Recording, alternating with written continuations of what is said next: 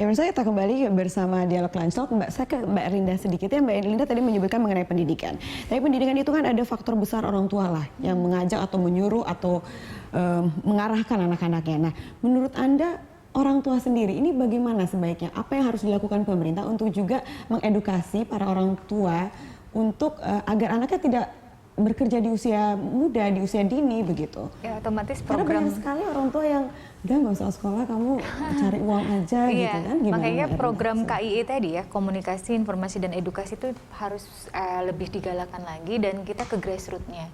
Jadi kan kita tahu bahwa di grassroots inilah yang memang problematika itu sangat luar biasa semacam itu. Dan tambah lagi ya, mau orang-orang pemerintahan ini ke bawah langsung melihat permasalahan seutuhnya itu seperti apa. Jangan kita hanya menerima dari Bupati mengatakan begini, Bapeda mengatakan begitu, dan mungkin dari yang lain semuanya asal Bapak senang semuanya. Itu kan sesuatu hal yang pada akhirnya tidak memberikan solusi yang terbaik pada hal yang memang saat ini kita butuhkan solusi semacam itu.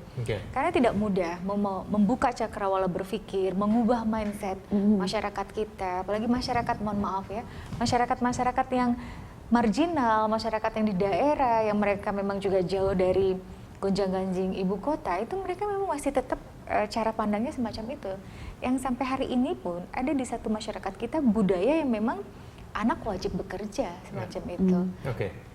Iya, jadi ini juga kan terdekat bahkan seperti itu ya, Mbak Erlinda ya. Ke Mas Sofyan, kalau menurut Anda kemudian ini nggak usah berbicara penegakan hukum, hukum di lingkungan terdekat di rumah aja bahkan kadang-kadang susah gitu ya. Masyarakat kadang masih suruh anaknya sendiri untuk bekerja. Nah ini kan susah. Yang tidak semudah itu hanya untuk ini kan masalah mindset. Ini kan tidak mudah. Menurut Anda bagaimana? Ya, jadi memang untuk banyak faktor yang menyebabkan anak-anak dipekerjakan. Banyak ada apa yang disebut dengan faktor pendorong, ada faktor penarik ya. Penariknya ya karena mereka dapat uang gitu ya. Dapat uang bisa memenuhi kebutuhan sendiri atau keluarga. Kemudian pendorongnya ya tentu dari situasi-situasi yang dihadapi di dalam keluarga ya. Konflik-konflik juga menyebabkan mereka juga harus bekerja ya.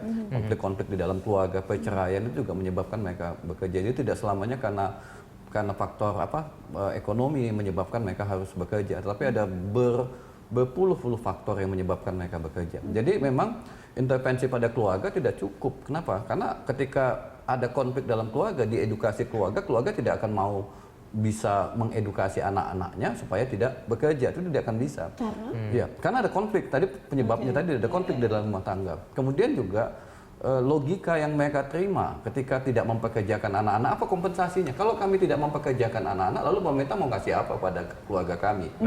Itu kan nggak ada kompensasi. Nah, itu kan harusnya ada kompensasi ketika keluarga tidak mengirimkan anaknya bekerja. Karena apa? Karena mungkin keluarga memang tidak memiliki pekerjaan. Dengan mengirimkan anak-anak, mereka dapat pekerjaan. Kan itu situasinya. Ada situasi-situasi di mana hanya anaklah yang bisa dikirim ke sektor pekerjaan. Kenapa? Karena di area itu memang bisa mendapatkan uang dengan mempekerjakan anak-anak. Kalau orang tua tidak ada lowongan, tidak ada kesempatan. Di celah itu adakah solusi yang bisa dilakukan oleh pemerintah? Harus ada.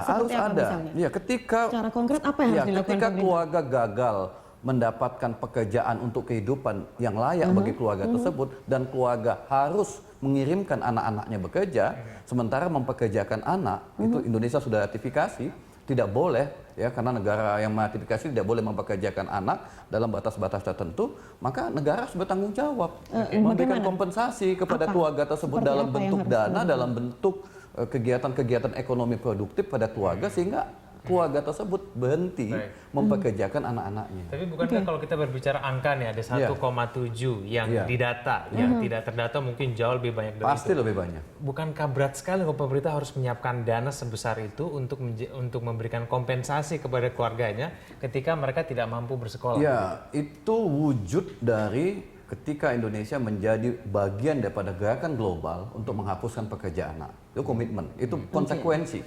Indonesia sudah ratifikasi, itu tanggung jawab.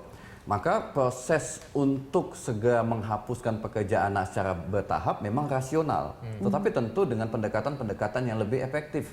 Yang tidak bisa menyamaratakan semua pendekatan Karena bermacam-macam faktor, bermacam-macam case dihadapin oleh keluarga-keluarga yang mempekerjakan anak-anak ya. Dalam satu area, di dalam satu dusun atau di dalam satu komunitas, itu faktornya bisa macam-macam. Sehingga dengan bermacam-macam diversifikasi faktor itu, maka intervensinya juga harus dengan bermacam-macam pendekatan. Tidak hanya bisa satu pendekatan ya. Mungkin ada sekitar 100 atau 1000 keluarga yang memang kehilangan pekerjaan karena situasi tertentu dan mengirim anaknya bekerja.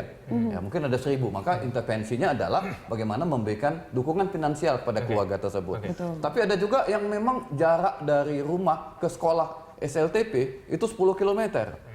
Ya, 10 km. Pemerintah harus nyediain apa? Ya, transportasi dari kampung itu ke sekolahnya, ya kan, supaya anak-anaknya bisa berada di sekolah. Kalau itu tidak ada, maka sektor Kementerian Pendidikan, tenaga kerja memang harus sinergi untuk menghapuskan ini, nggak bisa. Bersinergi dan juga seperti yang Mas Sofyan bilang di awal tadi ya, jangan terpusat begitu, nggak harus di daerah-daerah bergerak juga. Inisiatif-inisiatif masyarakat lokal harus digerakkan untuk bersama-sama menghapuskan pekerja anak. Tidak bisa pemerintah mengatakan bahwa kami cukup punya uang, punya tenaga, ada di daerah-daerah mampu menghapuskan pekerjaan. Itu mustahil.